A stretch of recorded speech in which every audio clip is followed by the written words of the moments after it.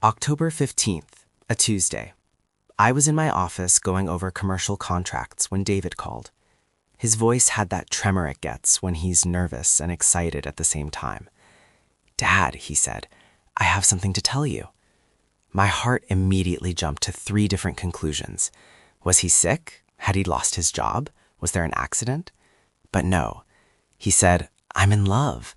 I met someone incredible. Her name is Jennifer. I want you and Mom to meet her." I felt relief wash over me like a wave. This was it. This was the moment every father waits for. The moment your son finds his person. "That's wonderful, son," I said. "When can we meet her?" He wanted us to come to dinner that coming Friday. Just us. Just family introducing family. I told him to bring her to our house. Patricia would cook. We'd make it special. I hung up that phone and I turned to my assistant and said, "My boy's getting married." I was so certain, so sure. I had no idea that this woman would become the most destructive force in my family's history. I had no idea that I would spend the next year learning the difference between what people show you and who they really are. I had no idea that I would stand in front of a $1,000 a night resort, holding a check for $500,000 and tear it into pieces. But I'm getting ahead of myself. Let me tell you how it started. Let me tell you how a woman who seemed perfect became the reason my family would never be the same. Patricia spent all of Thursday preparing. That's who she is, the kind of wife who shows love through action. She cooked David's favorite meal from when he was a kid, pot roast with vegetables, the way only Patricia could make it. She had the house cleaned until it gleamed, every surface polished, fresh flowers everywhere, crystal glasses polished until you could see your reflection. I'd seen my wife nervous before, but not like this. "What if she doesn't like us?" Patricia kept asking. I kept reassuring her the same way. If David loves her, she'll love us because she'll love David. It's that simple. But Patricia wasn't convinced. She changed her outfit 3 times, finally settled on a blue dress, elegant, sophisticated, but not trying too hard. She wanted to look like someone David's girlfriend would respect, someone worthy of being his mother. When they arrived that Friday evening, I understood immediately why my son was so taken. Jennifer walked into our home like she'd been invited there by the architect. She had that quality, the kind of presence that makes everyone else seem smaller, like the world revolves around her orbit. She complimented Patricia's house with specific details, the hardwood floors, the way the light came through the windows, the warmth of the space. She asked about my business with genuine interest, not the polite interest people fake, real interest. She asked about the struggles, the early days when I was working 70-hour weeks. She asked about how I learned to read markets, how I learned to make deals, how I stayed motivated when things got hard. She laughed at my jokes, not in that polite way people do with their boyfriends' fathers, real laughter, the kind that made me feel like maybe I was actually funny. But here's what I understand now. She was studying us like a scientist studies specimens, learning exactly how to manipulate each of us, finding the exact words that would make us trust her.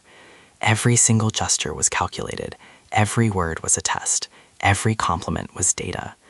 But I didn't know that. I just saw a woman who loved my son, a woman who made him happy, a woman we were lucky to welcome into our family. For the next 6 months, Jennifer became part of our family. She called Patricia weekly just to talk, just to check in, to ask for recipes, to hear about Patricia's day. She asked Michael, my other son, about his recent divorce with such genuine compassion that he opened up to her in ways he'd never opened up to me. He told her things about his pain, his fears, his shame that he'd never told his own father. She learned that Patricia had always dreamed of traveling to Italy, so she spent entire evenings with my wife, looking at travel photographs, reading reviews of small towns, making her feel heard in a way that made Patricia feel special, like her dreams mattered, like someone finally understood. She learned that I'd started with absolutely nothing and built something significant, so she asked me to mentor her about business.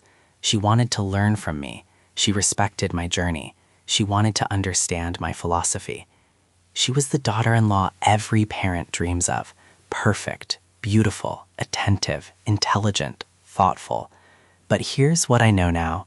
Perfection, actual, consistent, 24/7 perfection, isn't natural. It's constructed. It's performed, like a play where every line is rehearsed and every movement is choreographed. Looking back, I realized she was performing every single moment we were watching. The question I should have asked myself was, what happens when the cameras turn off? Who is she when no one's looking? What does she say about us when we're not in the room? 9 months after they met, David proposed. He did it beautifully, on a beach at sunset, with rose petals scattered across the sand, with a ring that must have cost him a year's salary. He told us about it over dinner at our favorite restaurant. Patricia cried happy tears. I hugged my son and held him tight and told him I'd never been more proud. That night, after David and Jennifer had left, Patricia turned to me and said, "We're going to plan the most beautiful wedding." She was so excited, so happy, so alive with the anticipation of celebrating her son. She immediately started thinking about colors and flowers and guest lists and music, a mother's dream, a celebration of her child, of family, of legacy. What she didn't know was that the celebration was already being planned by someone else, someone with a very different vision, someone who saw the wedding not as a moment to celebrate family, but as a platform for herself, as a production where she was the director and everyone else, including her groom, my son David, were just extras in her story. 6 months before the wedding, Jennifer announced where it would be: the Rosewood in Cancun. A destination wedding at a 5-star resort, incredibly expensive, on another continent. David looked surprised when she first mentioned it. I later found out that he'd been imagining something more intimate, something closer to home, something where his aging grandparents could attend. But Jennifer said something that changed the entire narrative. "I want your parents to have an adventure. I want to give them a vacation they'll never forget. I want to celebrate with all the people we love most, and I want it to be somewhere magical, somewhere perfect." And just like that, the story was rewritten. This wasn't a destination wedding to exclude people. This was a generous gift, a show of love, a once-in-a-lifetime experience that Jennifer wanted to provide for her future family. I believed it. Patricia believed it. Even David seemed to believe it, though I'd later wonder if he had his own doubts. We were so eager to accept the beautiful story Jennifer was telling that we didn't look too carefully at what was underneath. We didn't ask the questions we should have asked. We didn't listen to the voice in our gut that was trying to warn us. That voice is still trying to warn us. We just weren't listening. Jennifer took complete control of the planning. She had a vision, she said, a modern vision, an aesthetic vision. Every detail mattered. The colors had to be perfectly coordinated. The flowers had to be a specific shade of ivory. The bridesmaids' dresses had to be exact. The lighting had to be just right. She spent hours with Patricia looking at Pinterest boards, hundreds of images of perfect weddings, perfect brides, perfect colors, perfect moments frozen in time. Patricia was both excited and increasingly anxious about these sessions. She'd call me afterward and say, "Jennifer is so particular about the details, but in a good way. She just has such excellent taste." But I noticed something shifting in Patricia, a hesitation, an uncertainty, like she was starting to doubt her own instincts, like she was starting to wonder if the choices she would have made were good enough. That should have been a red flag, but I didn't say anything. I was too busy being impressed by Jennifer's attention to detail, rather than concerned about what that attention was really about. 2 months before the wedding, I was in the grocery store when I ran into a woman named Claire. She'd worked with Jennifer at a marketing firm about 3 years prior. I hadn't seen Claire in years, so we stopped to chat. I mentioned that my son was getting married to Jennifer. Claire's entire demeanor changed. "Jennifer?" she said. "The Jennifer who worked at Fletcher Marketing?" I confirmed. Claire looked uncomfortable, like she'd swallowed something that didn't sit right. "Well," she said carefully, "that's wonderful. I'm sure she's changed. People do." That phrase, "I'm sure she's changed," hung in the air between us. "Changed from what?" I asked. Claire hesitated. She clearly didn't want to say anything, but something in her face told me she thought I should know. "I probably shouldn't say anything," she said. "It was a long time ago, But Jennifer was, well, she was very focused on status, on getting ahead, on appearing successful. She had a way of making people do things for her while making them feel like it was their own idea, like it was a favor to her. I remember standing there in the middle of the produce section, holding a bag of apples, thinking that Claire must be exaggerating, or maybe she was bitter about something. People change. Maybe Jennifer had changed. Maybe she'd grown up and become the person she was showing us. But something in my chest tightened. I made a mental note to pay closer attention.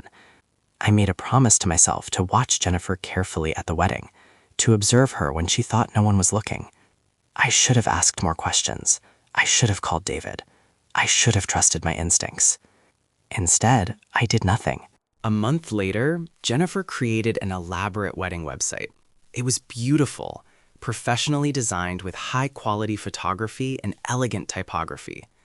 It had photos of her and David looking like models in a magazine, details about the venue, information about accommodations, travel information for guests coming from out of town.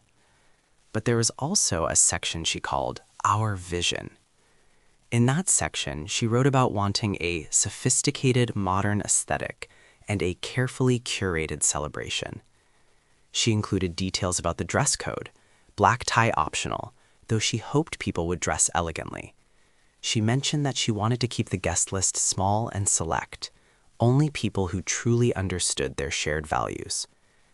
And then there was a paragraph that made Patricia pause when she read it to me over the phone. Jennifer had written, "We're so grateful to those who will travel to celebrate with us. We're especially grateful to those who understand that weddings are about creating lasting memories and visual stories. We hope our families will be conscious of how they present themselves in those stories." Patricia read this to me with confusion in her voice. "What do you think she means by that, Robert?" I didn't know, but something about it felt pointed. It felt like a message directed at specific people. It felt like a warning wrapped in gratitude. I would later understand exactly who that message was for.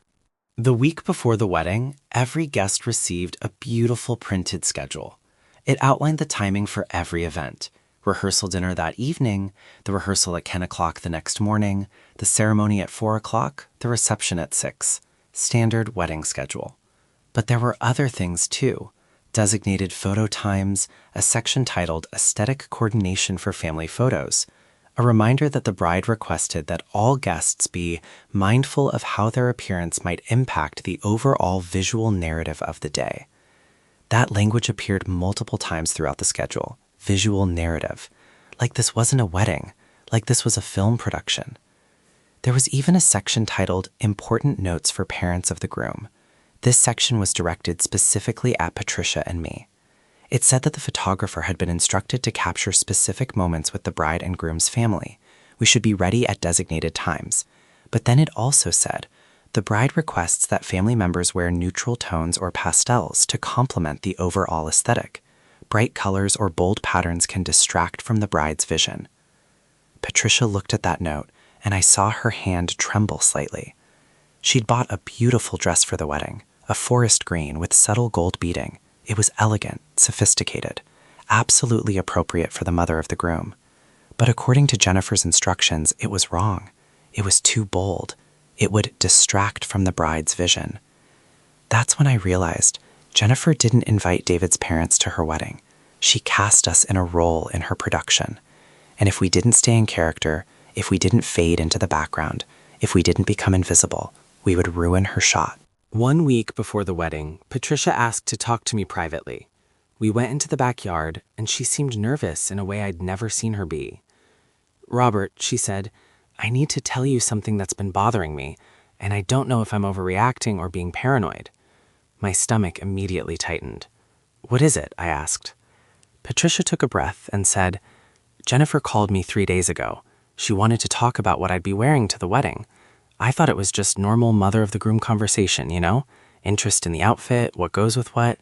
But then she started making suggestions." I waited.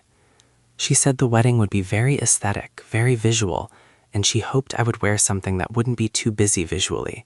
She recommended a simple navy dress, something elegant but understated, nothing that would draw attention from the bride. Patricia paused. Her voice got quieter. Robert, she was suggesting I should fade into the background, be invisible, disappear. And then she said, I remember her exact words. She said, some mothers-in-law understand that their role is to support the bride's vision. I hope you're that kind of mother-in-law. I felt something in me shift, something break a little. Did she say it like that? I asked, like a threat. Not like a threat exactly, Patricia said, but like if I didn't understand, if I didn't comply, there would be consequences. I told Patricia that Jennifer was probably just nervous and overthinking things, that brides do that sometimes. They get anxious about every detail and project that anxiety onto everyone around them. But inside, I was starting to see the pattern.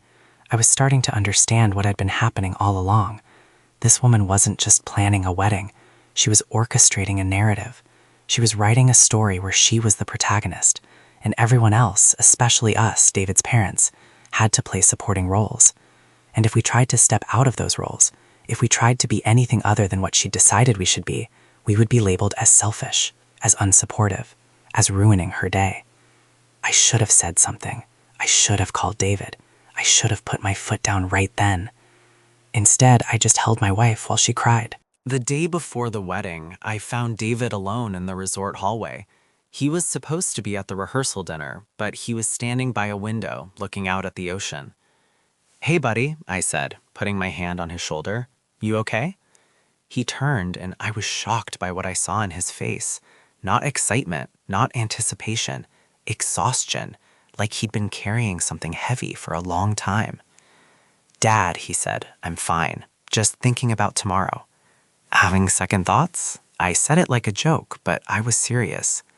No, he said immediately. I love Jennifer. I want to marry her. But his voice didn't match his words. It sounded like he was reading from a script. David, I said, look at me. Really look at me. Are you sure about this? Because if you're having any doubts, any reservations at all, we can figure this out. We can talk to Jennifer. We can... Dad, I'm fine, he interrupted. Everything's fine. I'm just tired.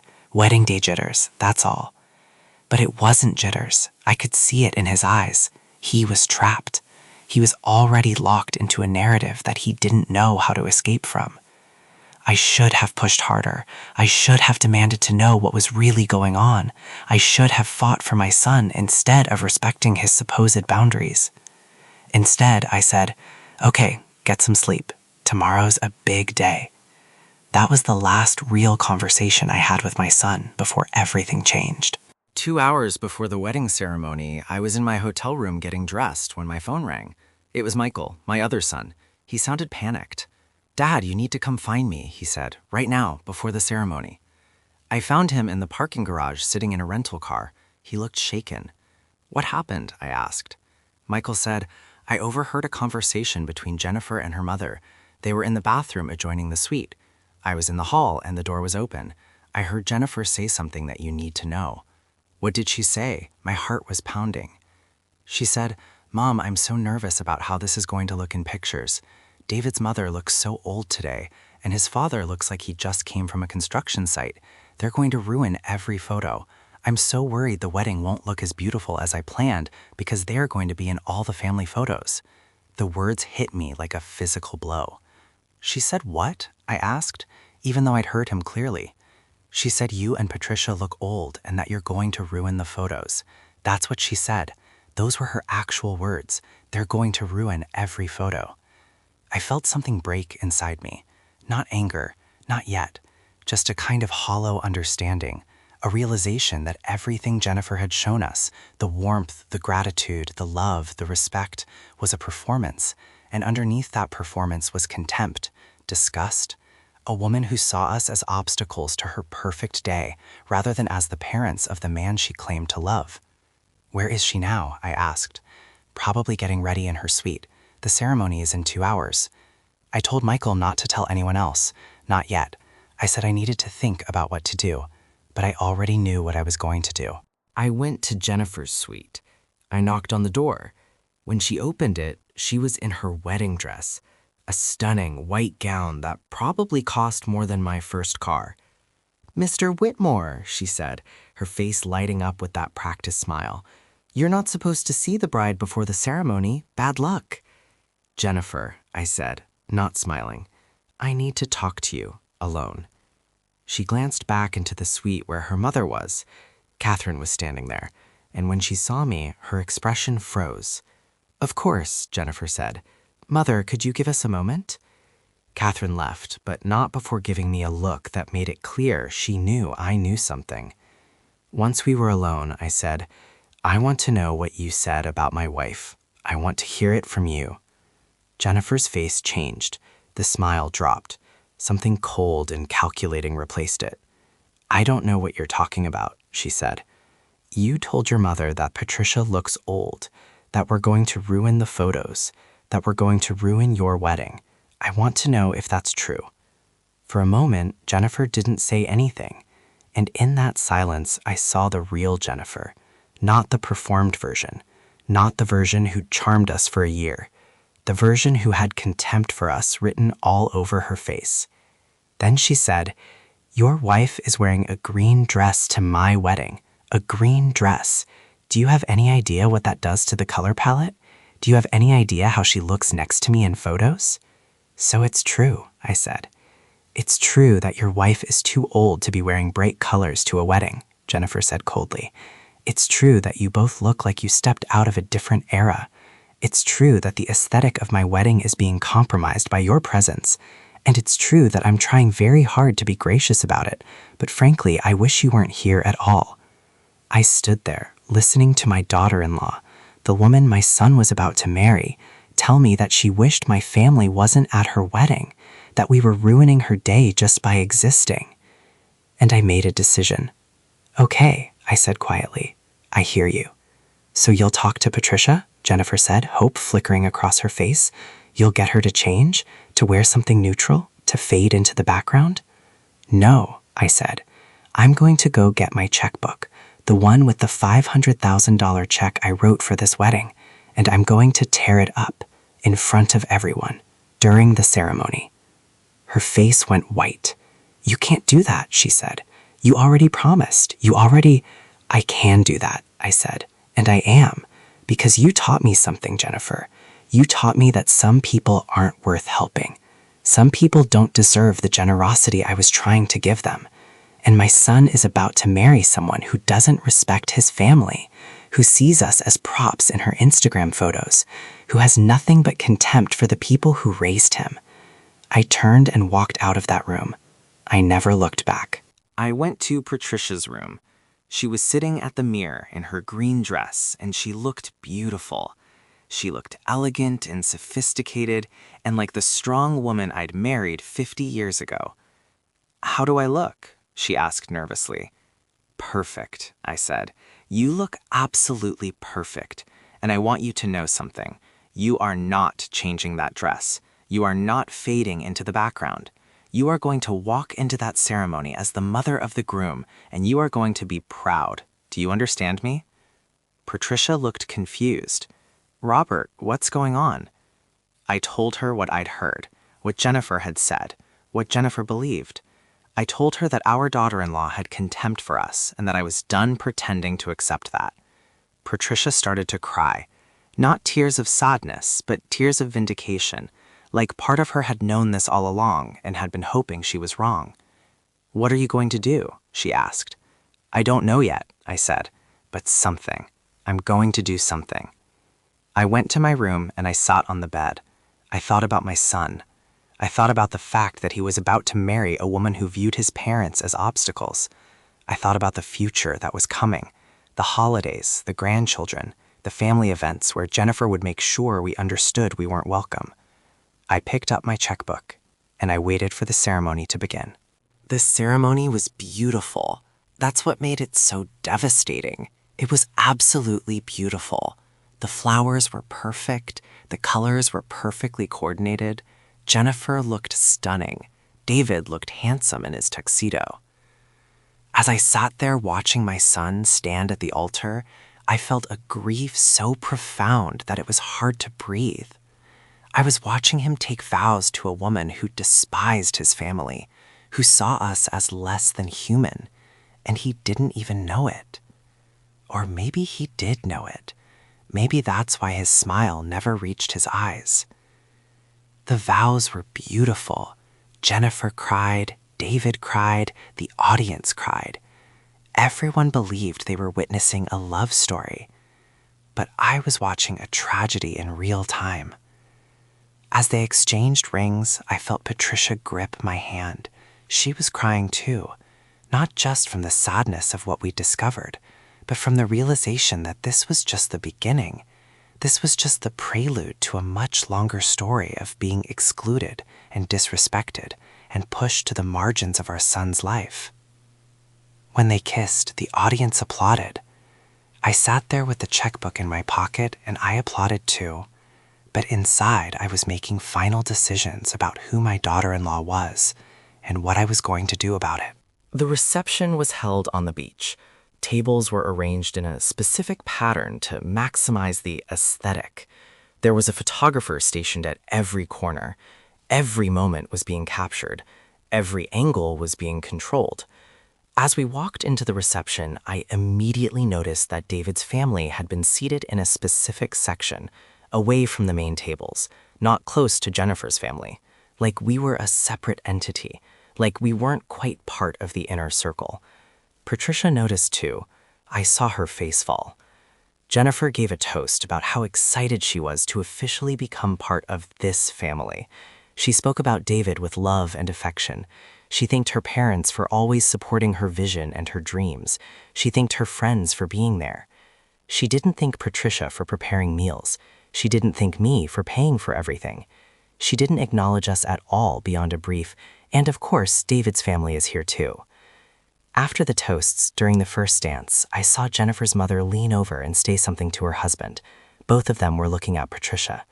Then Jennifer's mother looked directly at Patricia with an expression of such cold disdain that I actually gasped. That's when I knew. That's when I understood that this wasn't just Jennifer's contempt. This was a family trait. This was a worldview passed down through generations. This was old money looking down on new money. Old families looking down on people who'd actually worked for what they had. And my son had married into it. I pulled out my checkbook and I walked to the main stage where the photographer had set up. I waited until he was between shots, and I held up the check so everyone could see it. The $500,000 check.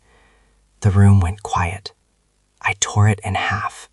Then I tore those halves in half, and then I scattered the pieces on the ground like confetti. Now pay for it yourself, I said, in a modern way. The moment I said those words, the entire reception seemed to freeze. The photographer stood there with his camera raised, not sure if he was supposed to be documenting this moment or if he was witnessing something too private.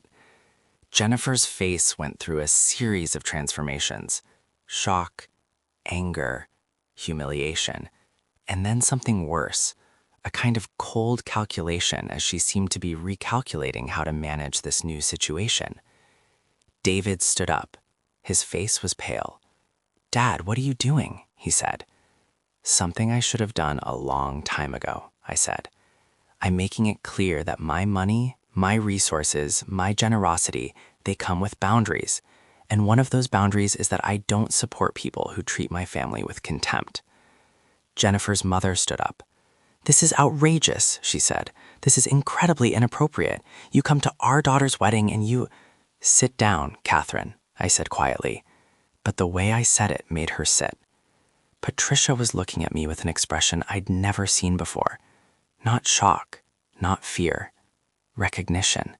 Like she'd been waiting for me to do this. Like she'd known all along that there would be a reckoning. Jennifer said, "Mr. Whitmore, you don't understand. You don't understand my vision for—" "I understand perfectly," I interrupted. "I understand that you see my wife as old and sick and ruining the aesthetic of your life. I understand that you have contempt for this family. And I understand that my son is about to spend the rest of his life with someone who doesn't respect him or his parents." David said, "Dad, you're being unfair. You don't even know—" "I know what Jennifer said about your mother 2 hours ago," I said. "I know the exact words she used. I know that she called Patricia old and said she was ruining the wedding. I know that she never wanted us here. And I know that you knew that too." The room was completely silent now. No music, no conversation, just the sound of the waves in the background and the weight of truth hanging in the air. Jennifer said, "I never said that. Yes, you did," I said. "And I want you to know something. I built my company from nothing. I worked 60-hour weeks for 40 years. I made my own way in this world without inheritance or connections or old money to fall back on. And I would never, ever teach my son to look down on people the way you do. I would never teach him that appearance matters more than character. I would never teach him that aesthetic vision is more important than human dignity." I looked at David, and I'm ashamed that he's learned it anyway. I turned and walked out of that reception. Patricia followed me. Michael followed us. And as we walked across that beautiful beach, away from the perfectly arranged flowers and the coordinated colors and the Instagram perfect moment that was falling apart, I felt something shift inside me. I'd made my choice. I'd taken a stand. And there would be consequences. But at least I'd been honest. At least I'd said what needed to be said. At least I'd stood up for my family, even if that family was about to fracture in ways I couldn't even imagine. We left Cancun the next morning. David tried to call me, but I didn't answer. Jennifer tried to call, but I blocked the number. Patricia barely spoke during the flight home. When we got home, the reality started to sink in. I had just publicly humiliated my son on his wedding day. I had torn up a check that I'd committed to paying. I had made a statement that would ripple through our entire family. And I didn't regret it, but I also understood the cost. Within a week, my phone started ringing. Friends calling to ask what had happened. Business associates asking if the rumors were true. Family members asking how David was doing. Michael came to my office and said, "Dad, David is devastated. He's been trying to figure out how to handle the financial fallout. Jennifer is demanding that he find a way to pay for the rest of the wedding. Her parents are saying they might not cover anything because of what you did." "Good," I said. "Maybe that will teach them all something about consequences." But even as I said it, I knew I was being too harsh. I knew that my son was caught in an impossible situation, married to a woman he didn't fully understand, dependent on people who were now against him, trying to figure out how to move forward. Still, I couldn't go back.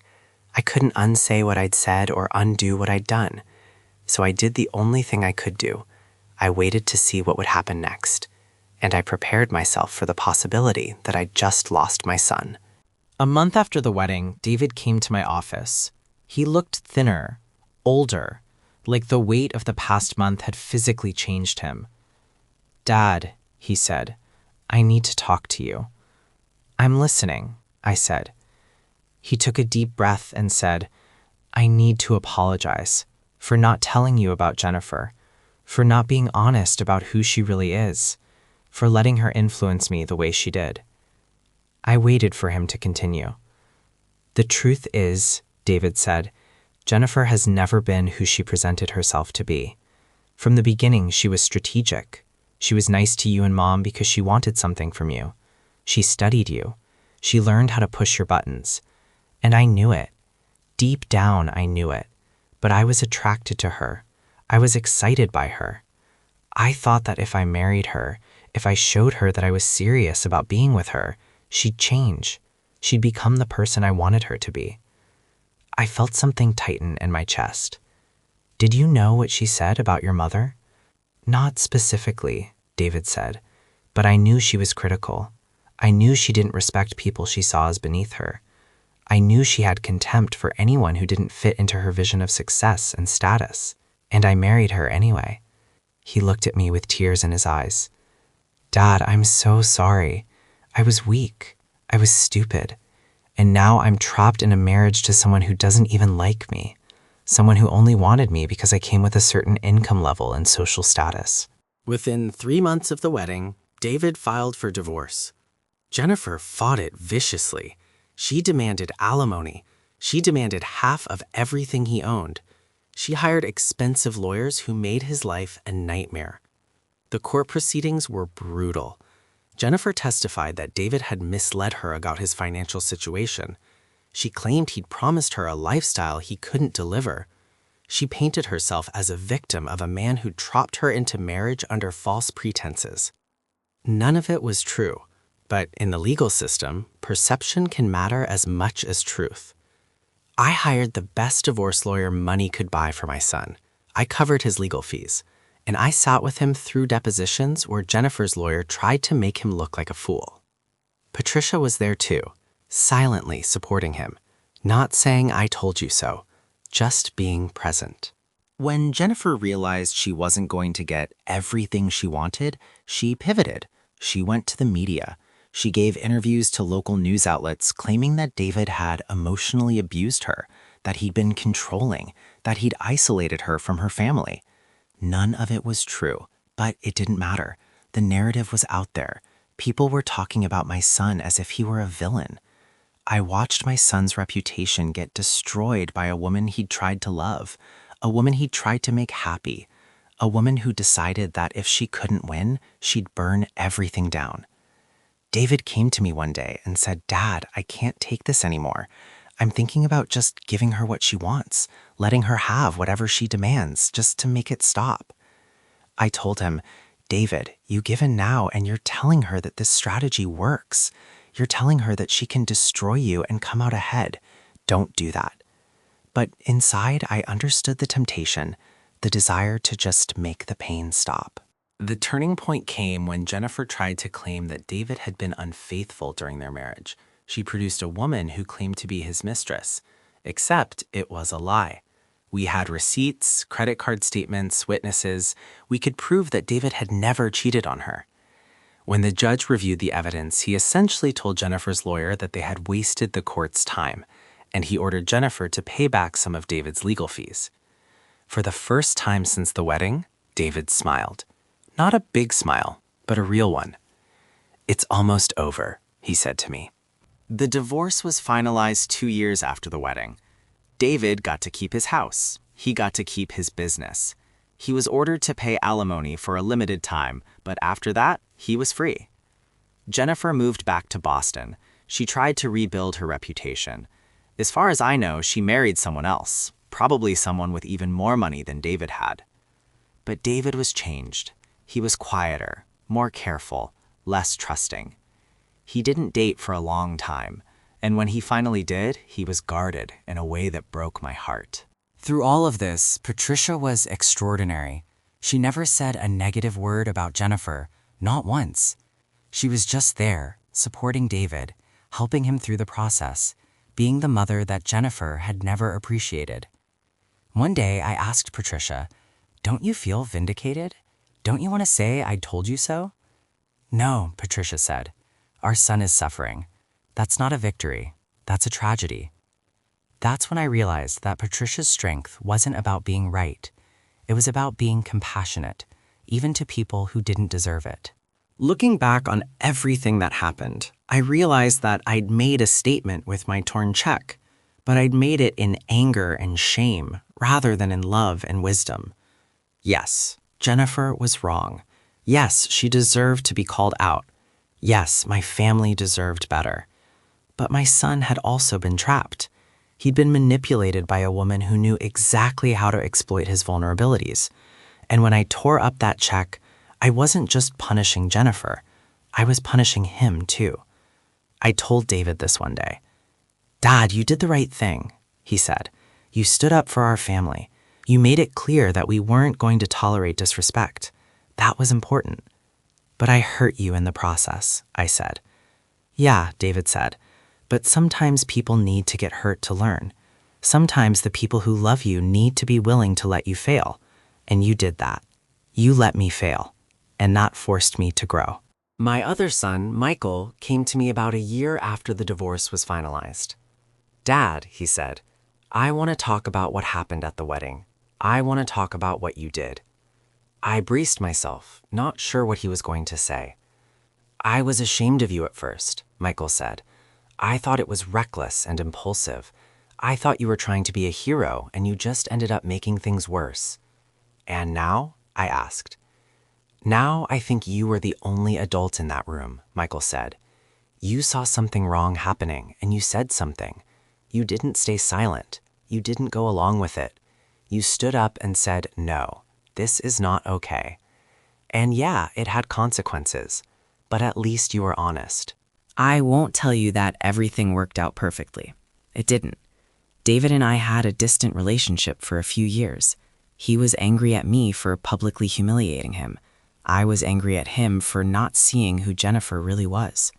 It took time for us to rebuild trust. It took longer for David to forgive Jennifer. Not in a way where they became friends, but in a way where he could acknowledge her humanity while also seeing her clearly, as someone incapable of genuine love or respect for others. And it took even longer for me to forgive myself for letting my anger override my compassion at the wedding. 2 years after the divorce, I got a call from a woman named Rachel. She introduced herself as Jennifer's ex-girlfriend from college. Rachel had seen news about David's divorce and wanted to reach out. She told me that Jennifer had done the same thing to her that she'd done to David, performed a version of herself, been charming and attentive, then revealed her true nature, cold, calculating, cruel, once she felt secure in the relationship. She does this to everyone, Rachel said. She studies you, she learns what you want, and then she becomes that for you until you're locked in. Then she turns on you. I asked Rachel why she was calling me. Because your son deserves to know that this wasn't his fault, Rachel said. And your family deserves to know that you were right about who she was, about what she was doing. You weren't wrong. 3 years after the wedding, I got a letter in the mail. It was from Jennifer. In it, she apologized for everything. She said she'd been in therapy and had come to understand that she had serious issues with self-worth that made her treat people poorly. She said she realized that she'd married David not because she loved him, but because she needed him, his status, his resources, his family connections, to feel like she was valuable.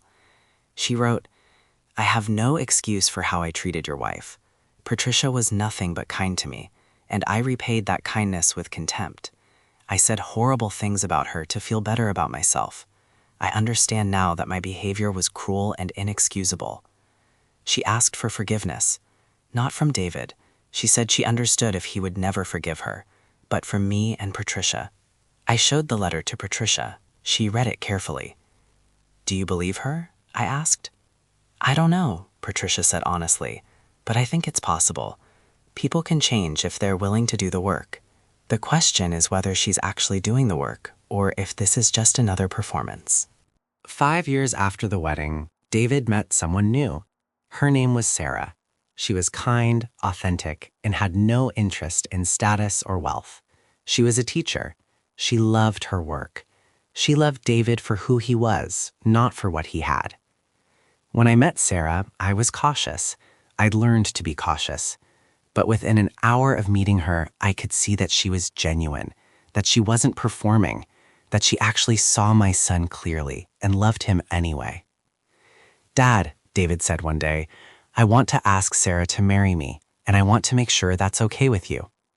I looked at my son and I saw someone who had learned from his mistakes, someone who was now capable of recognizing authenticity and choosing it deliberately. "It's more than okay," I said. "It's wonderful." David's wedding to Sarah was small, intimate, no fancy resort, no aesthetic vision, just family and close friends gathered in a garden on a Saturday afternoon. Patricia wore the same forest green dress she tried to wear to Jennifer's wedding, and she looked beautiful in it. She looked like herself.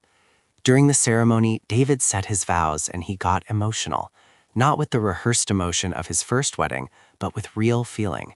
He talked about what he'd learned through his failed marriage. He talked about how grateful he was to find someone who loved him authentically. When he looked at his father, he mouthed, "Thank you." And I finally understood that everything I'd done, the torn check, the public confrontation, the support through the divorce, had ultimately brought my son to a place where he could recognize real love. People often ask me about what happened at the wedding. They want to know if I regret it. They want to know what I would do differently. The truth is complicated. I regret the way I did it. I regret the anger. I regret the public humiliation, even though it was deserved. But I don't regret standing up. I don't regret making it clear that my family deserved better. I don't regret refusing to participate in a narrative that painted contempt as sophistication. What I've come to understand is that Jennifer wasn't unique. There are many people in the world who operate the way she does. They're charming and strategic. They learn how to manipulate the people around them. They treat kindness as weakness. And too many people enable them by staying silent, by not wanting to rock the boat, by choosing comfort over honesty. I chose honesty, and yes, it had consequences, but at least I lived according to my values. One day, about 6 years after the wedding, Patricia and I were sitting on the porch, and she said something that has stayed with me. Robert, I've spent my whole life trying to be kind to people, and most of the time, I believe that's the right approach. But sometimes kindness looks like saying no. Sometimes it looks like setting a boundary. Sometimes it looks like someone tearing up a check and saying, I won't support this. Do you think I was right? I asked her. I think you were honest, Patricia said. And honesty isn't always kind, but it's necessary sometimes.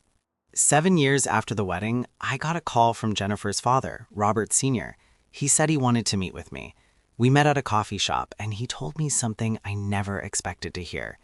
Mr. Whitmore, he said, I owe you an apology for the way my wife treated your family, for the way my daughter treated your son, and for the way I stood by and let it happen. I listened.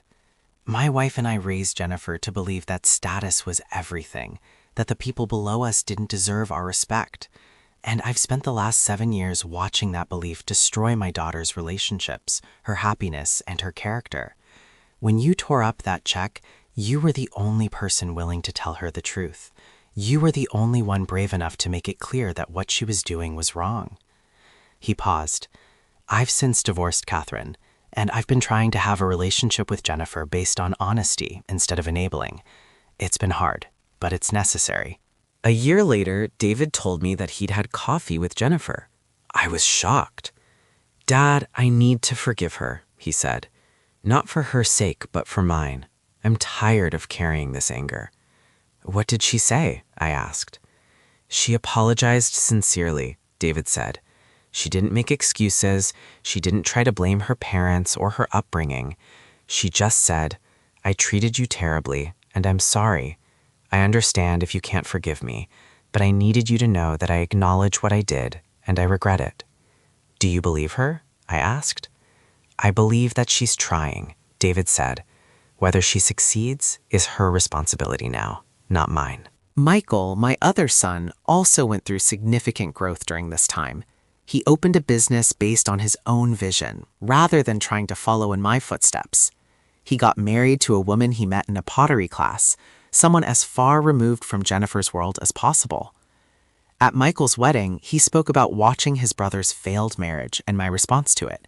He said, my father taught me that integrity matters more than comfort, that standing up for what's right is more important than staying quiet, and that family is worth fighting for, even when it costs you something.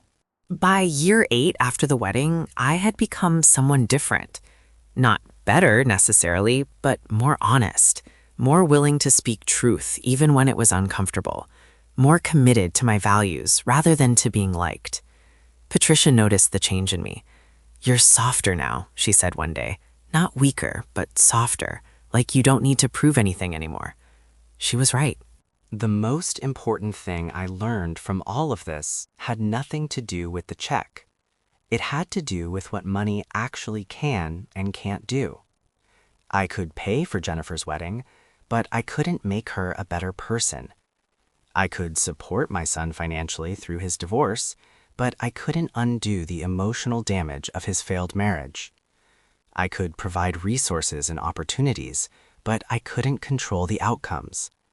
What I could do was be honest, be present, stand up for what was right, and trust that my son was strong enough to learn from his mistakes. Today, 10 years after that wedding in Cancun, I think about what kind of legacy I'm leaving my sons, and I'm proud. I'm not proud of the way I handled the wedding. I'm proud of the fact that I was willing to handle it at all. I'm proud that I didn't just stay silent. I'm proud that I made it clear that my family deserved respect. And I'm proud that my sons learned from the experience, that they became better at recognizing manipulation, that they became more committed to finding authentic partners. David and Sarah now have 2 children. When I watch David with his kids, I see a father who is present in a way that perhaps he wouldn't have been if he hadn't gone through the pain of his first marriage. He teaches them to be kind, but also to be discerning, to be generous, but also to recognize when they're being taken advantage of, to love, but also to protect themselves.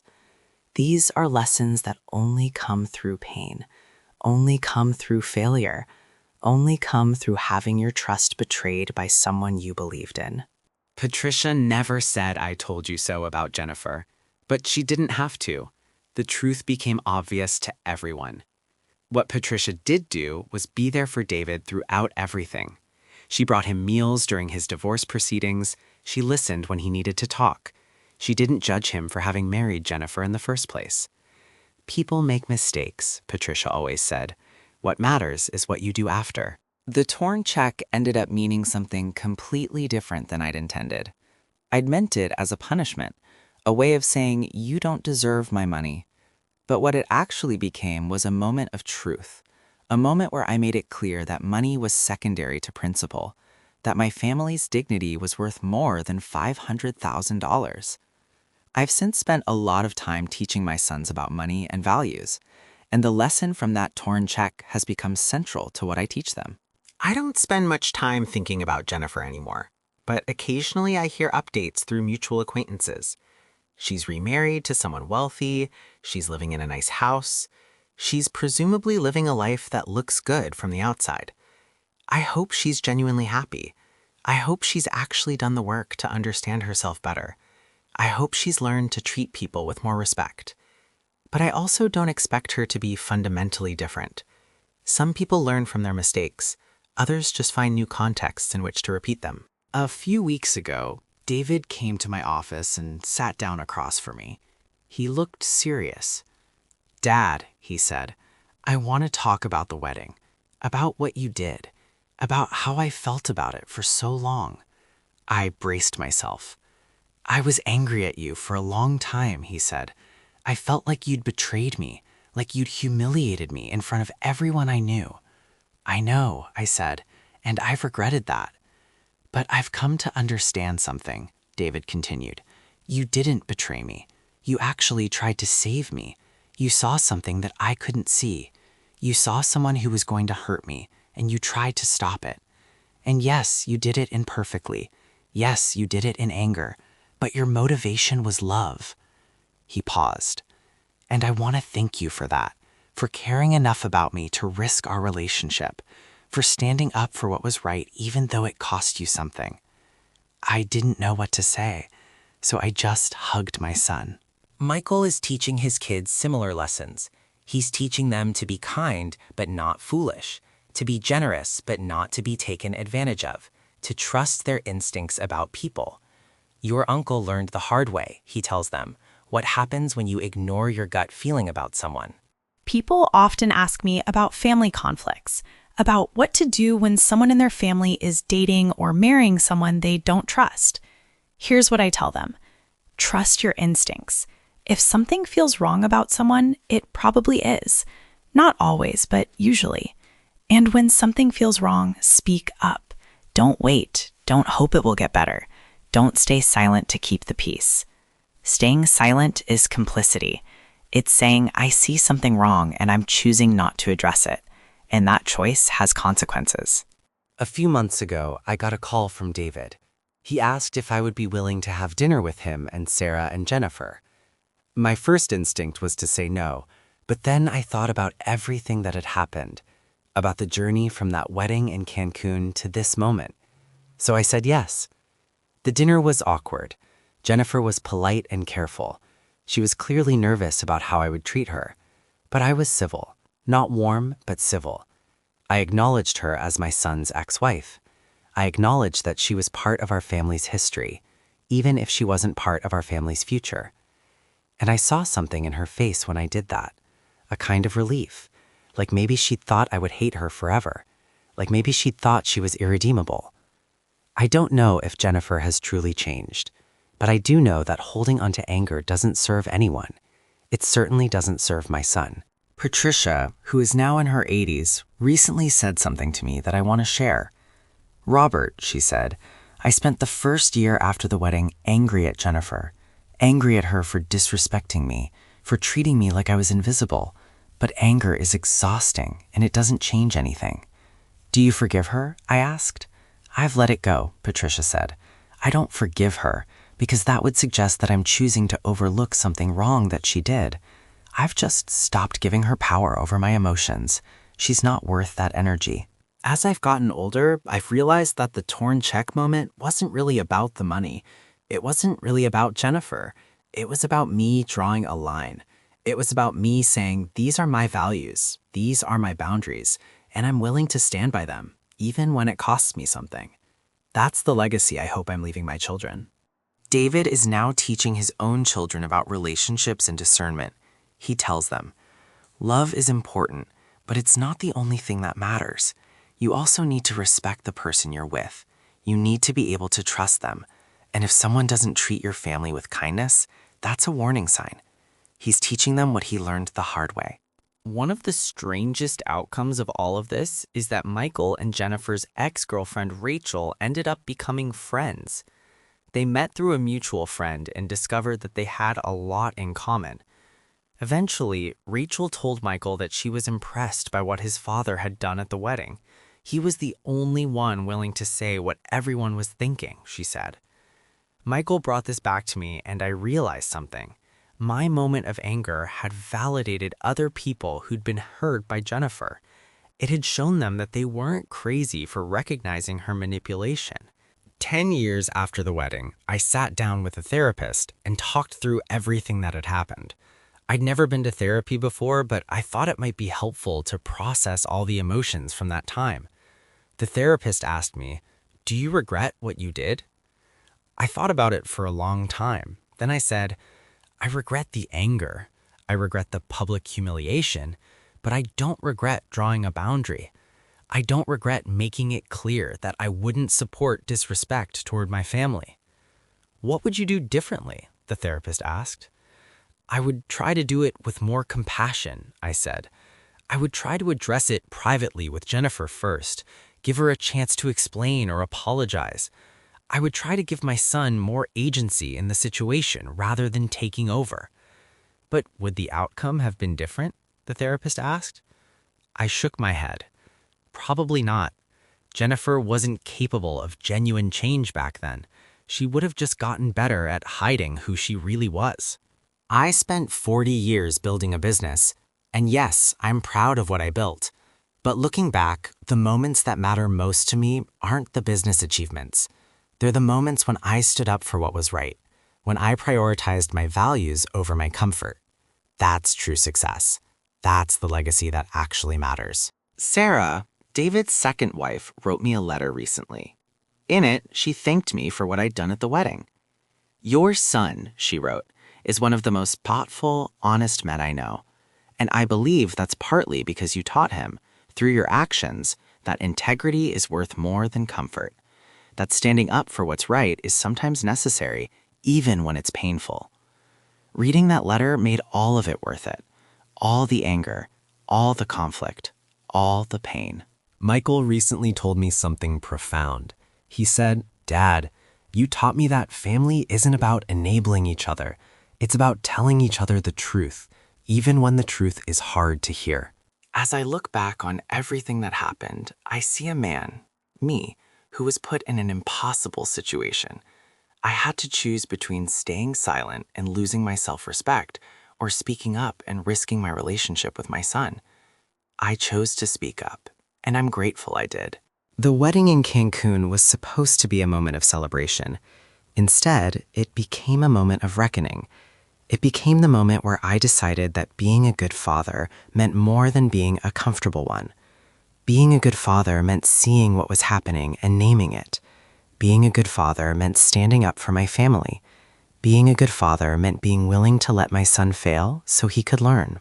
If you're reading this and you're in a situation where someone you love is making a choice you don't believe in, here's what I want to tell you. Speak up. Be honest.